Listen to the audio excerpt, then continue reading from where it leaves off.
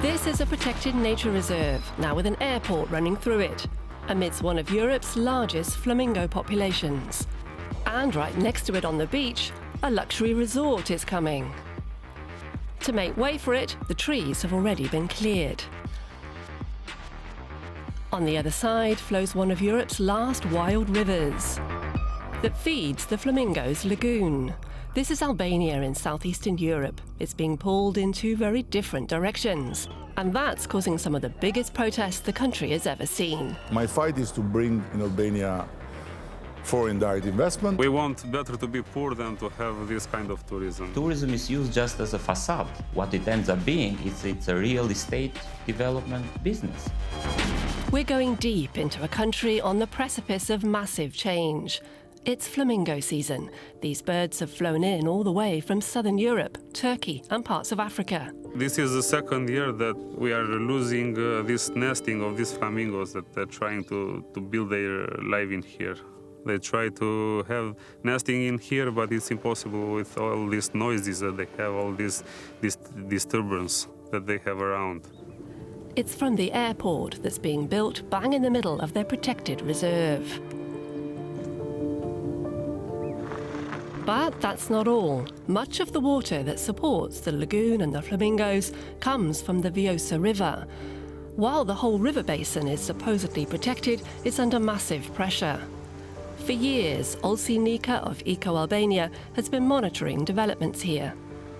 Almost 45% of the Vjosa water entirely, it's being diverted, so it's not reaching the Adriatic, then we have a problem. And especially we do have a problem because of these irrigation schemes that they are using the water mainly when it's the lowest peak. So species that are living in the river are practically living in a water stress. The irrigation schemes he speaks of are growing, including on new tributaries, like here the Shashika. The water is used for agriculture and, increasingly, for coastal tourism infrastructure. Albania is no longer a hidden gem. Tourism is booming. Between 2021 and 2025, the number of visitors doubled. Around a third come from the European Union. Tourists from India and elsewhere benefit from simplified visa regulations, while US Americans require no visa at all. Last year alone, nearly 12 million visited the country of less than 3 million residents.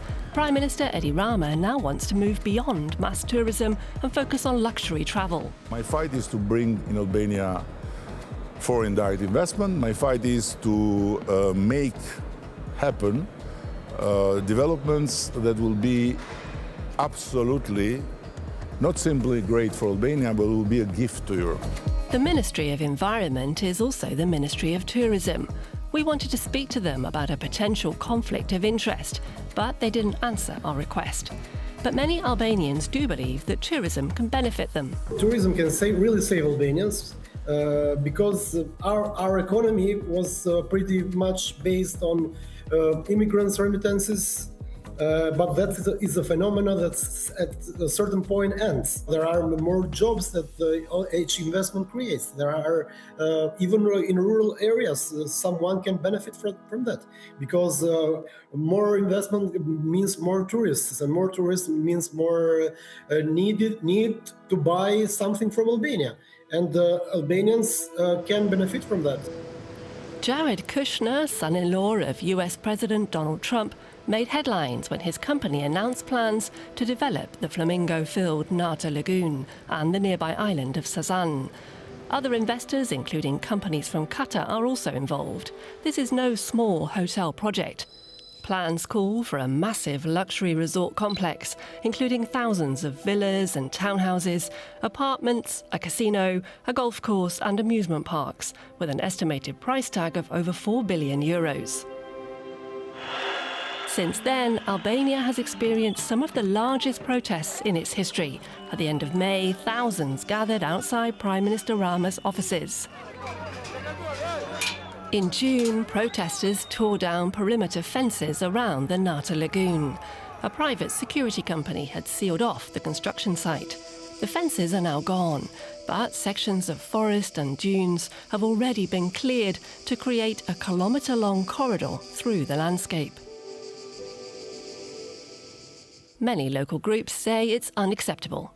It infringes the very notion of a protected area. You declare a protected area for not having those type of infrastructures within them, and not the other way around. We are talking about the massive transformation of the landscape and an urbanization of the area that is at the moment natural and almost pristine. So it's basically changing the whole character of the landscape from a natural one to an urban one. It's basically building a new city. This bridge is being built to support future construction work. Conservationists say it's another intervention with potentially large consequences. Especially the Narta Lagoon is a product of the free-flowing Vjosa River. And it has its ecological, geological and hydrological connections with the river. And what makes them fragile is this water exchange between the sea on one side and the fresh water on the other side. A vicious circle. If more water is extracted, the ecosystem could collapse. Fish and crustaceans die, birds lose their food source, and many species disappear. Although the protests have become smaller, they continue. For many demonstrators, it's a lot bigger than the environmental concerns. We are also calling on this government to take responsibility for all the corruption, destruction and privatization of public spaces that have taken place in our country. I'm here because Albania is on sale. This government is selling the whole country. They are driving us out of Albania. I urge Europe to turn its eyes to Albania.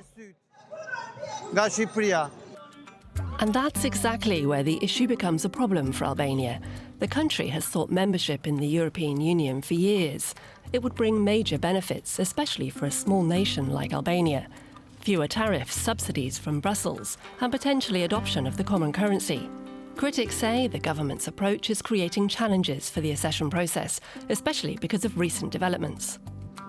An investment law that was allowing foreign investors to capture the most beautiful areas of Albania. And now, in the name of economic development, there could be interventions in the protected areas, buildings and tourism projects. This development is in direct contradiction to several EU directives on environmental protection, including specifically the Birds Directive and the Habitats Directive. Members of the European Parliament have raised concerns about fast-tracked amendments to environmental laws in Albania that were pushed through in 2024. They occurred without public consultations or with reduced environmental scrutiny, which ended up permitting the construction of these major commercial projects inside ecologically sensitive areas and protected coastal zones. The government has since spoken about repealing the amendments, but some are still worried about the implications for the rest of the country. The changes of 2020-24 basically open up the gate for this type of development everywhere and in all protected areas. So even the Albanian Alps, even Vjosa National Park are not safe from this type of developments. Because why would they be? If it is in the law that, if you are a high-end tourism investor, you can build even inside protected areas in Albania, then it means that the whole territory of Albania is opened up for this type of development. The growing search for pristine locations for luxury tourism is a global phenomenon. Sometimes public opposition succeeds. In Serbia, Jared Kushner planned to build a hotel on the site of the former Yugoslav army headquarters in Belgrade. After public resistance, he withdrew from the project.